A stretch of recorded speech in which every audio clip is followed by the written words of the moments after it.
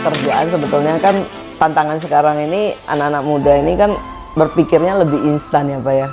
Jadi kalau bicara pemimpin masa depan bagi teman-teman yang masih mau merintis karir di dalam sebuah company, loyalitas itu tidak ada salahnya kok Pak menurut saya. Hai calon pemimpin masa depan, selamat datang di podcast SAI Indonesia. Dalam episode kali ini, saya bersama wanita aktif yang energetik, Ibu Rediawu. Terima kasih. Terima kasih Ibu sudah datang ke podcast SAI Indonesia. Thank you, udah diundang Pak Samuel. Senang sekali Ibu bisa hadir di sini, bisa memberikan wawasan dan inspirasi kepada calon pemimpin masa depan. Ya, thank you. Nah, Ibu Rediawu ini merupakan Managing Director dari PT Fokus Retail Nusa Prima. Nah, Ibu dengan pengalaman Ibu yang begitu banyak, mungkin hampir 25 tahun ya Bu ya? Ya. Nah, Ibu bisa sedikit menceritakan mengenai perjalanan karir Ibu. Ya, oke.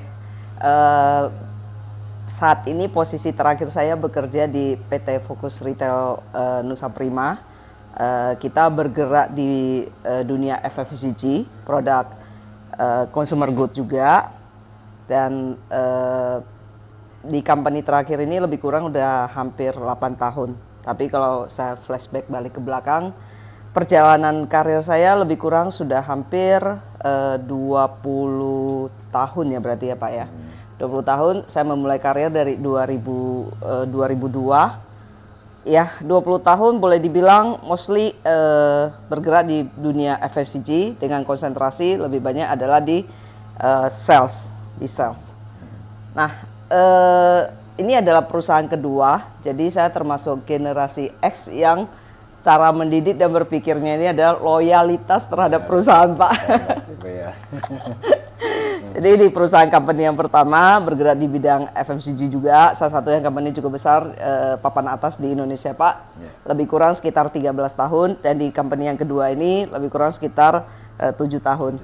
Itu ya, mostly 5 tahun perjalanan pertama itu banyak menghabiskan waktu memulai karir dengan manajemen trainee, kemudian 5 tahun pertama itu adalah di sales operasional. Di bagian operasional di daerah Jawa Timur sana. Kemudian 5 tahun berikut kedua itu lebih banyak adalah di bagian strategiknya Pak. Jadi di situ juga dapat satu pembelajaran yang baru, kesempatan yang baru untuk mengaktualisasikan diri, belajar hal-hal yang baru. Nah, strategik ini kan salah satu yang penting untuk kita jenjang karir berikutnya Pak sebetulnya. Karena dengan operasional, running operasional is okay, kita akan menjadi sebuah eksekutor yang bagus. Tetapi dengan kombinasi strategik itu akan melengkapi kita untuk jenjang karir berikutnya. Itu. Dan benar 10 tahun berikutnya lebih banyak menghabiskan di manajerialnya, di level manajerial Pak. Itu singkat 20 tahun perjalanan karir saya Pak. Ya. Dan dari 20 tahun itu Ibu hanya di 2 perusahaan ya Bu ya? 2 perusahaan Pak. Jadi loyalitas Ibu cukup membanggakan ya Bu ya? Iya, karena saya berpikir gini Pak, sebetulnya pada prinsipnya bekerja di perusahaan manapun itu adalah hal yang sama Pak. Di setiap company itu pasti punya tantangan tersendiri, punya budaya tersendiri, tinggal bagaimana kita pola pikir kita dalam menghadapi segala situasi. Saya tidak bilang bahwa di perusahaan pertama itu satu hal yang mudah. Hal yang bagus adalah didikan yang luar biasa di perusahaan pertama. Dan pemikiran, cara berpikirnya itu sinkron dengan value nilai yang ada di dalam diri saya. Di dalam nilai-nilai keluarga membentuk saya. Nah, begitu saya masuk company pertama, pendidikan menempa kita itu cukup bagus banget Pak. Itu. Nah, segala kesulitan ada nggak? Pernah nggak kepikir untuk menyerah dari situ? Pernah. Tapi balik lagi adalah bagaimana positive thinking kita men-challenge diri kita untuk bagaimana kita bisa survive di dalam setiap hambatan dan kendala yang kita temuin. Itu Pak. Itu yang membuat kita bisa bertahan. Ya, saya bisa bertahan lebih kurang 13 tahun. 13 tahun ya sama begitu masuk ke perusahaan kedua, ya minimal sudah datang dengan versi yang lebih matang lah ya, Bu. Karena kalau di company pertama itu kan masih mulai dari manajemen training sampai sudah di level manajerial juga. Di company kedua ini ya mostly sudah datang dengan versi yang lebih matang. Tapi ya bagusnya adalah begitu masuk ke perusahaan berikutnya tetap ada satu pembelajaran baru, satu insight yang berbeda gitu. Ya, ya. Itu. Nah, Bu, kita kenal produk dari Fokus Retail Nusa Prima. Itu mungkin ada produk-produk yang kita kenal, Shinsui, Ya. Zen. Itu pertama kali saya lihat ya, Bu, ya, waktu di pasar ini produk Jepang, ada tulisan Jepang atau apa gitu. Ternyata ini produk lokal. Apa, Bu, yang mendasari ada unsur-unsur Jepang di dalam produk Zen dan Shinsui ini? Ya, benar.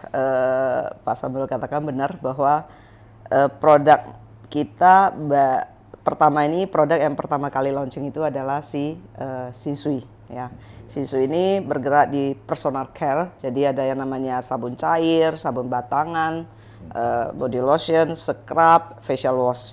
Jadi boleh dibilang rangkaian perawatan tubuh lah ya. Nah, itu adalah brand pertama kita. Sebetulnya di dalam perjalanan itu ada brand kedua, itu adalah Dream yang sampai hari ini juga masih eksis dan ada market loyalnya di situ. Kemudian yang ketiga kemarin 4 tahun yang lalu kita baru launching yang namanya produk Zen. Zen ini adalah produk yang dedicated untuk family dan kesehatan. Jadi sabun cair kesehatan, sabun batangan kesehatan gitu. Dan terakhir baru aja berapa bulan yang lalu kita launching produk Muslim gitu. Ya. Nah, pertanyaan balik kenapa kita memilih produk-produk yang nuansa Jepang gitu ya? Ya, Jepang itu identik dengan high quality. Ya, jadi produk Jepang nggak usah jauh-jauh, kita kalau ke Jepang kita juga sangat suka dengan produk Jepang ya.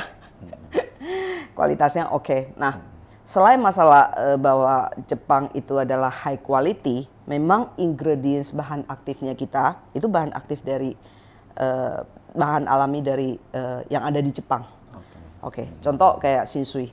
Shinsui itu bahan aktifnya adalah herba matsu oil, Pak. Jadi herba matsu oil itu apa? Herba matsu oil ini adalah ekstrak dari jamur matsutake, Pak. Itu. Nah, produk ini di mana? Adanya di mana? Di Jepang. Jadi itu. Ibu harus import nih, Iya. di raw materialnya. Ya, raw materialnya. Jadi memang bahan aktifnya ini adalah bahan aktif yang memang bahan aktif secara bahan aktifnya memang dari sana gitu. Nah, fungsi bahan aktifnya ini adalah untuk mencerahkan kulit, Pak. Jadi disitulah poin keunggulan salah satu adalah ingredients-nya. Termasuk kemudian yang waktu kedua kita launching Zen ini juga bahan aktifnya itu adalah daun shiso, red shiso. Jadi daun shiso merah. Daun shiso merah ini ada di mana? Ya di Jepang. Bisa untuk dimakan, bisa untuk kebutuhan manufaktur itu. Jadi bukan sekedar melabeli, oh image-nya kok packaging-nya dari Jepang aja, tapi memang ingredients bahan aktifnya itu adalah inspirasi dari Jepang, Pak. Itu. Dan ketika red shiso masuk ke Indonesia, Pak, itu tidak ada produk, setahu saya tidak ada produk yang mengklaim red shiso ini, Pak. Nah, Zen ini yang pertama kali mengkampen red shiso. Bahkan sampai hari ini masyarakat mulai banyak yang mengenal. Ini ya, Bu ya? Iya, betul, Nah, Pak. Zennya. Ini red shiso-nya, Pak. Red shiso ya. Iya. Oh, bunga red shiso ya. Iya, daun red shiso. Oh, daun ini. Daun. Daunnya merah ya, Bu ya? Daun merah. Oke, ya. Jadi masyarakat banyak mengenal bahwa ini adalah daun sen merah, daun sen merah. Nah, kandungannya buat apa? Kandungannya itu sebetulnya antibakterial, Pak. Jadi untuk fungsinya banyak sekali. Salah satunya itu adalah untuk antibakterial. Itu kalau Bapak makan di restoran Jepang, kalau makan sashimi, seringnya ketemu daun-daun yang hijau itu. Nah, itu shiso hijau, Pak.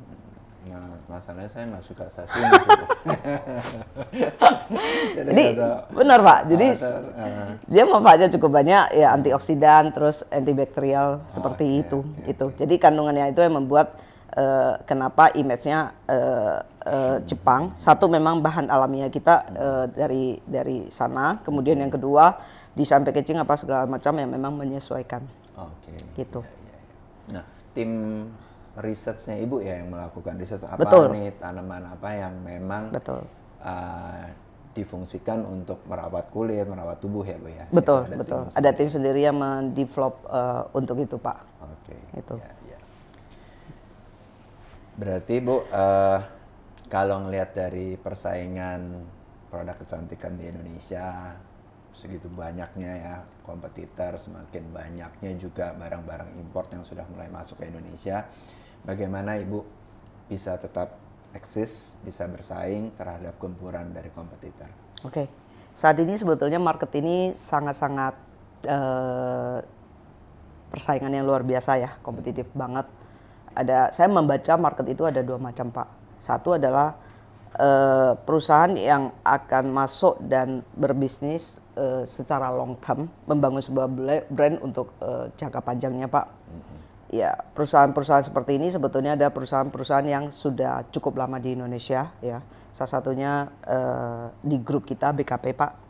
Jadi ketika kita invest sesuatu, ya benar-benar kita develop itu bukan untuk jangka pendek, tapi benar-benar kita develop itu adalah untuk long term-nya.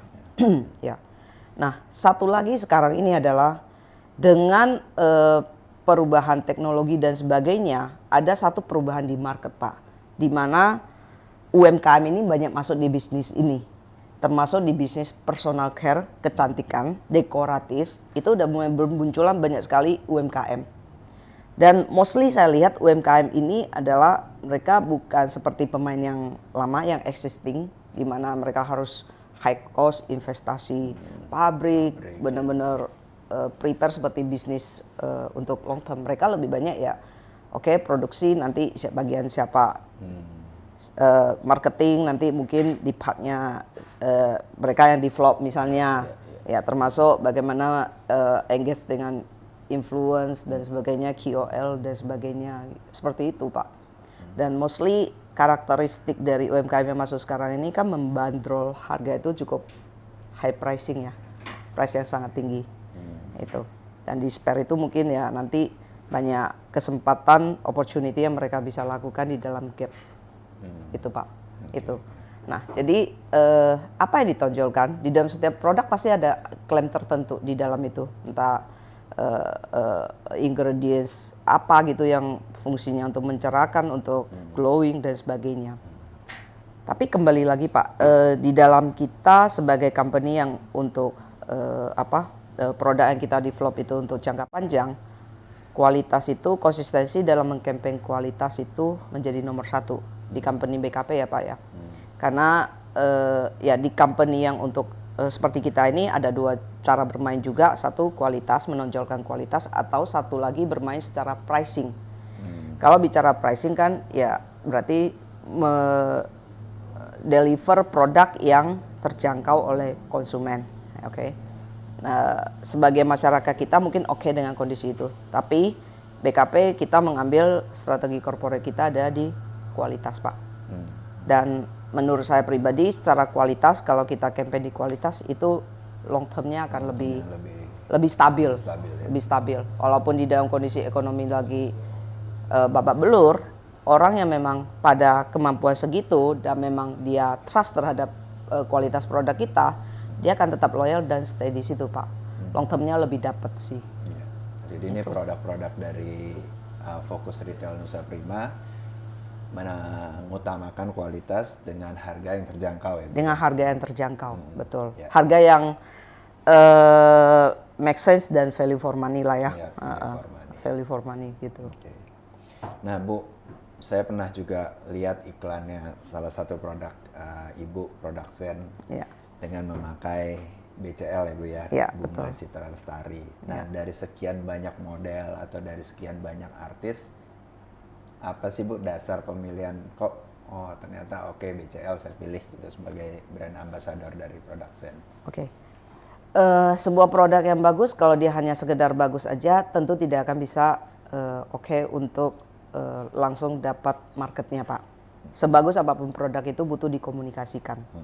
Nah, Sen ini mostly dari pemakai Sen ini loyalitas dan repeat ordernya cukup bagus. Yang salah satu yang kita butuhkan adalah bagaimana produk ini bisa terkomunikasikan dengan baik dan luas. Tentunya di dalam semua strategi marketing pasti orang akan mencari orang yang punya influence yang cukup gede. Dan BCL ini adalah salah satu ambasador yang cukup punya followers cukup banyak dan impact-nya sangat luas, Pak. Yang kedua, di dalam Sen ini kan sebetulnya produknya adalah produk family, Pak.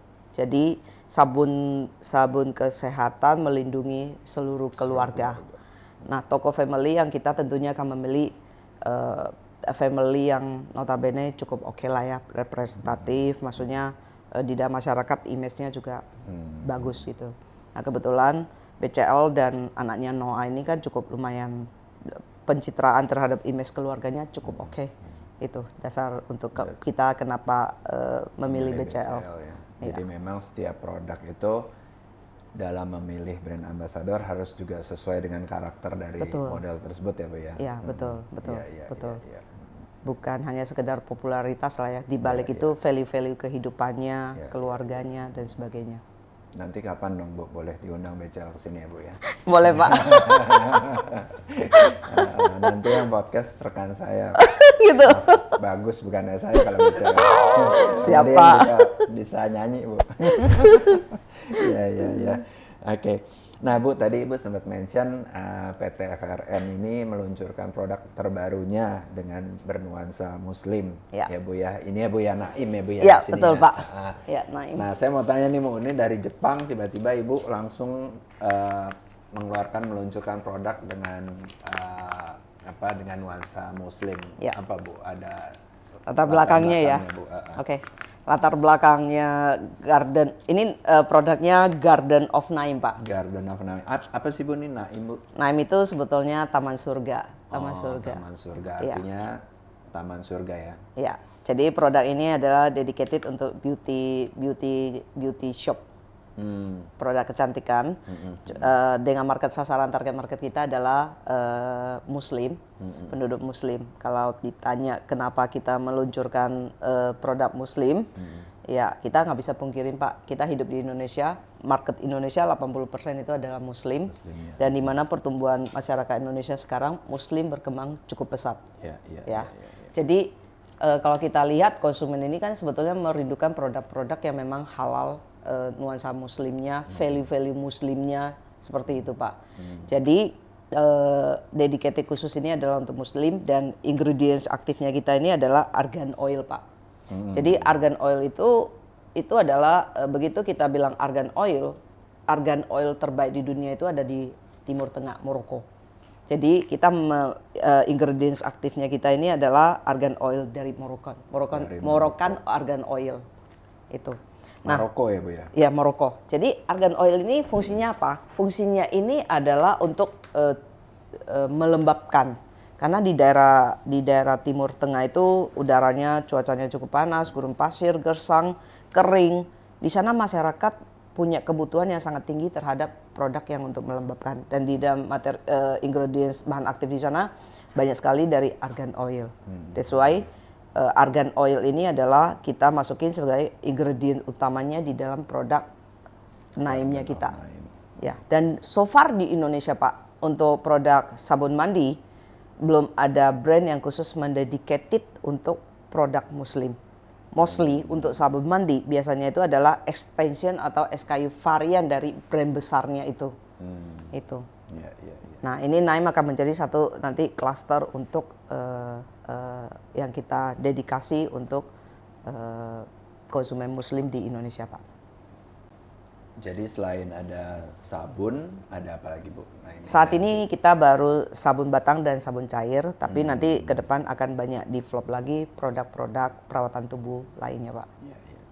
Jadi ingredientnya pun dari Maroko ya Bu ya? Ya, argan oil. Argan oilnya. Argan oilnya. Argan oilnya dari Maroko. Kemarin menang tuh Bu Maroko sama bola ya Pak. Ya oke Bu. Nah Ibu, kekuatan dalam suatu perusahaan pasti adalah manusia ya Bu ya. Timnya harus juga selaras dengan visi misi perusahaan. Nah, bagaimana Ibu memimpin anak buah Ibu?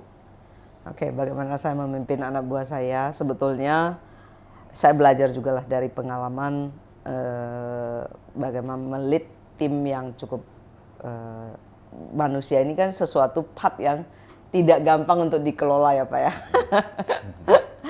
Ya tapi itulah seninya kepemimpinannya Pak.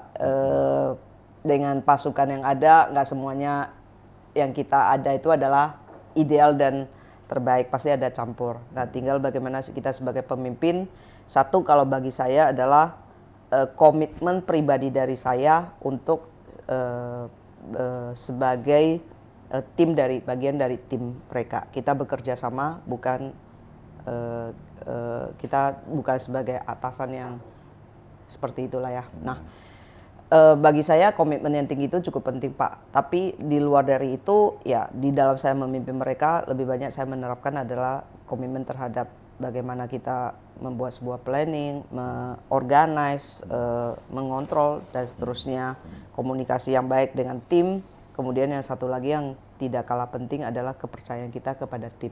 Itu yang membuat mereka mungkin merasa bahwa saya ini ada, saya ini punya kontribusi. Itu ya tinggal bagaimana kita saling melengkapi sebagai sebuah teamwork. Itu Pak. Jadi nggak hanya bosi ya Bu ya, sebagai pemimpin tuh nggak hanya bosi tetapi bisa juga saling melengkapi ya dengan timnya ya. Itu yang hal yang tersusah ya menurut saya Pak. Kadang kita sebagai pemimpin bisa jadi dengan sering memberikan direction dan sebagainya kebablasan bisa terjadi ya. Makanya kadang komunikasi terbuka itu dibutuhkan.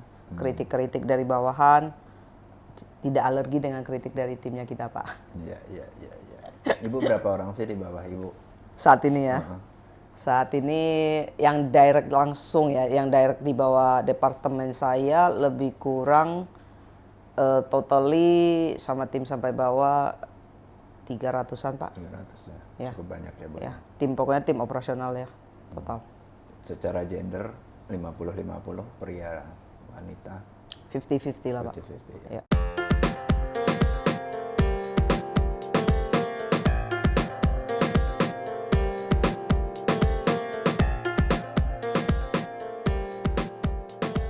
Kalau di dalam soal pekerjaan sebetulnya kan tantangan sekarang ini anak-anak muda ini kan berpikirnya lebih instan ya Pak ya.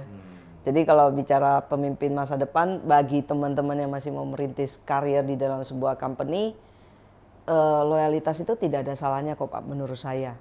Stay long term di perusahaan, yang penting kita jangan di dalam satu perusahaan itu jangan menjalani hari-hari dengan cara running as usual Pak. Menurut saya ya. Artinya saya menghabiskan 13 tahun di perusahaan tapi ya sekedar ikutin arus. Di level manapun kita berada, menurut saya adalah kita harus punya satu target orientasi kita mau apa, arah yang mau kita tuju apa. Dan ketika kita bisa mempush diri kita jauh lebih keras terhadap diri kita bisa lebih disiplin, lebih keras terhadap diri kita, maka company dan sekeliling akan jauh lebih, kita akan terasa lebih semua welcome dan ada aura positif ya Bu? Iya, aura positif betul Pak. Itu yang saya rasakan sih dari dua company selama 20 tahun saya berkarya itu. Komitmen saya adalah saya harus push diri saya all out. Maka sekelilingnya kan jadi lebih mudah buat saya. Oke Bu, ini terakhir Bu. Oke. Udah, pertanyaan terakhir. Ibu pernah nggak sih selama mungkin 20 tahun ya, 25 tahun ini Ibu pernah merasakan kejenuhan dalam bekerja, atau Ibu merasa aduh bosan nih saya mau apalah mungkin usaha sendiri atau mungkin mau menjadi apa Bu? Kalau jenuh di dalam bekerja kayaknya saya belum pernah Pak. Belum pernah ya? Saya belum pernah karena saya menyadari di dalam diri saya itu ada sebuah energi yang energi aktif di dalam diri saya. Kalau saya nggak berkegiatan itu kayaknya saya boring Pak. Itu jadi dari sejak saya kuliah Pak itu saya merasakan energi aktifnya saya itu udah saya temukan waktu di saat kuliah. Jadi kalau saya diam dan tidak melakukan apa-apa, saya merasa hidup saya itu tidak berarti, Pak. Jadi waktu di kuliah itu dalam 4 tahun saya kuliah, Pak, di dalam 1 tahun yang sama itu saya bisa ikut sampai 3 organisasi selain kegiatan akademisi ya, kegiatan belajar dan sebagainya. Itu saya masih sempat ikut senat mahasiswa, BPM, UKM di zaman itu ya. Dan dari pagi sampai malam udah full aktivitas di kampus, Pak, totally. Setelah keluar dari kampus di masyarakat sebelum masuk ke dunia kerja ya, itu sempat vakum beberapa saat. Itu juga sama, aktif di organisasi, kebetulan saya Kristen, jadi aktif di organisasi gereja. Jadi saya merasakan bahwa di dalam diri saya memang ada satu dorongan energi yang kepingin beraktivitas lah itu. Cuma mungkin waktu itu belum terarah arahnya mau kemana. Jadi ketika mendapatkan dunia pekerjaan, totally full memang di dunia kerja, Pak. Mungkin ya sebagian orang melihat saya ada workaholic, Pak. Jadi hidupnya itu bekerja. Jadi dari pagi jam berapa sampai jam berapa tuh di kantor? Saya mostly jam 8 pagi sampai 7 malam lah, itu rata-ratanya saya lah ya. Tapi kalau sometimes butuh lebih, ya saya kan extend untuk lebih itu. Karena bagi saya pekerjaan itu udah bagian dari kehidupan, Pak. Jadi menikmati bukan lagi sebagai sebuah beban, oh tunggu jam 5 pulang sih, enggak begitu ya, Pak ya. Jadi so far di dalam 20 tahun berkarya itu, kalau pertanyaan pernah jenuh, saya tidak pernah jenuh. Yang membuat saya aktif terus mendorong diri saya, ya mungkin karena ada target, ada visi yang ingin capai misalnya. Ya hari ini kita pegang di posisi ini, ada satu visi misi yang ingin kita capai di dalam posisi ini. Oke, terus yang kedua, apakah saya pernah berpikir untuk keluar dan merintis usaha sendiri? Ya bagi saya sebagai profesional di sini saya cukup enjoy. Tapi kalau pertanyaannya adalah apakah saya ingin membuka usaha sendiri? Maybe yes, tapi nanti setelah saya retire, Pak. Ya, saya mempersiapkan itu kenapa? Karena saya berpikir dengan tipe saya yang begitu aktif, saya retired, mungkin saya senang traveling, tapi traveling juga once pasti akan ada jenuhnya juga, Pak. Karena traveling itu kan oke, saya melihat daerah ini, oh kota ini seperti apa dan sebagainya. Tapi setelah selesai traveling, so what? Aktualisasi dirinya apa? Jadi saya berpikir saya akan butuh, sometimes saya akan butuh untuk itu, Pak. Tapi bukan dia hari ini. Itu. Oke, Ibu. Terima kasih loh. Sama-sama Pak Samuel. Sungguh inspiratif sekali. Semoga podcast kali ini juga bisa memberikan banyak inspirasi dan wawasan kepada calon pemimpin masa depan. Ya. Terima kasih ya, Bu. Bu, saya sedikit ada kenang-kenangan buat Ibu. Oke. Ini kita perlu berdiri. Duduk aja, Pak. Oh, duduk. Oke. Ada nanti diri ya. Udah, Terima kasih.